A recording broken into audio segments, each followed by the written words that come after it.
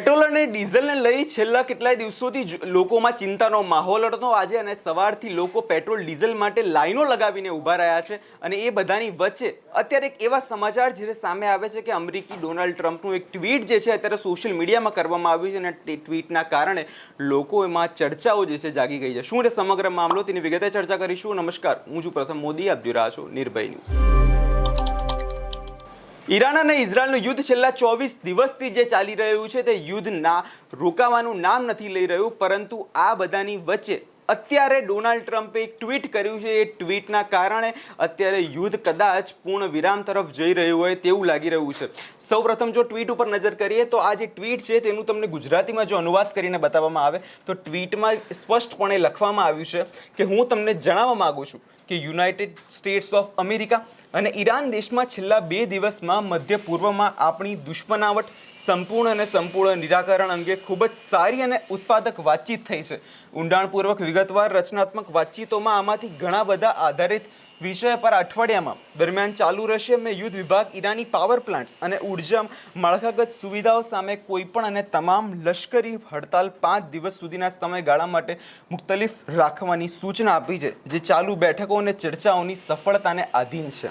એટલે જો આની અંદર સ્પષ્ટપણે વાત કરવામાં આવે તો અત્યારે જે ઈરાનના પાવર પ્લાન્ટ છે તેના પર ખાલી 5 દિવસ સુધી કોઈ પણ પ્રકારનો હુમલો કરવામાં નહીં આવે તેવી વાત અને તેવી સ્પષ્ટતા ડોનાલ્ડ ટ્રમ્પ દ્વારા કરવામાં આવી છે। જો વિગતે ઘટનાની વાત કરવામાં આવે તો અમેરિકાના રાષ્ટ્રપતિ ડોનાલ્ડ ટ્રમ્પે ઈરાનના પાવર પ્લાન્ટ્સ અને એન્જિન ઇન્ફ્રાસ્ટ્રક્ચર હુમલાને હાલ પૂરતા જે છે ટાળી લીધા છે અને ટ્રમ્પે જણાવ્યું કે અમેરિકા અને ઈરાન વચ્ચે છેલ્લા 2 દિવસથી ચાલી જે વાતચીત છે તેના કારણે આ નિર્ણય લેવામાં આવે છે। એટલે કે એક તરફ જો વાત કરવામાં આવે તો અત્યારે જે થોડા પ્રમાણમાં પણ જે યુદ્ધ અટક્યું છે તેના કારણે લોકોમાં અત્યારે ચર્ચા ઊભી થઈ છે કે કદાચ આ યુદ્ધનો અંત જે છે થોડાક જ સમયમાં આવી શકે, કેમ કે જે રીતે ઈરાન અને અમેરિકા ઇઝરાયલ વચ્ચે જે યુદ્ધ ચાલી રહ્યું છે તેના કારણે અત્યારે સમગ્ર વિશ્વની જે સ્થિતિ જે છે તે વણસી ગઈ છે। લોકો ભારે મુશ્કેલીમાં મુકાયા છે અને એની સીધી અસર જે આજે પણ આપણે જોયું કે આપણા રાજ્ય ગુજરાતમાં પણ જે એવી જોવા મળી હતી, લોકો પેટ્રોલ ડીઝલની લાઈનો લગાવીને ઊભા રહ્યા છે અને હવે તે જ રીતે જે અત્યારે જે ટ્રમ્પના ટ્વીટ આવ્યું છે તેના કારણે અત્યારે જે છે ચર્ચાઓ જે છે ખૂબ જ થવા લાગી છે। લોકો એવું પણ કહેવા લાગ્યા છે કે કદાચ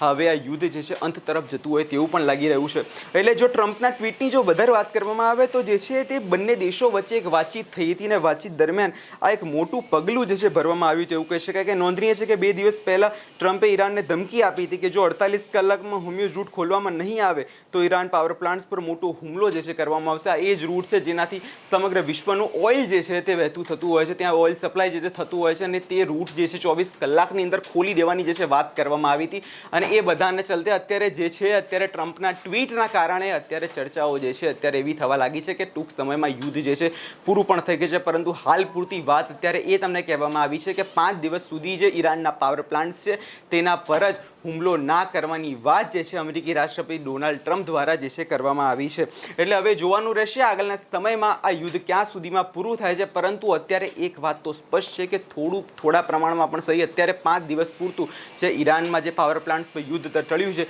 તેના કારણે લોકો જે કહી રહ્યા છે કે ટૂંક સમયમાં યુદ્ધ પૂરું થઈ શકે છે। આ વિષયમાં તમારો શું અભિપ્રાય છે અમને કમેન્ટ કરી ચોક્કસથી જણાવજો અને અમારી ચેનલ નિર્ભય ન્યૂઝને લાઇક, શેર અને સબસ્ક્રાઇબ કરવાનું ભૂલશો નહીં।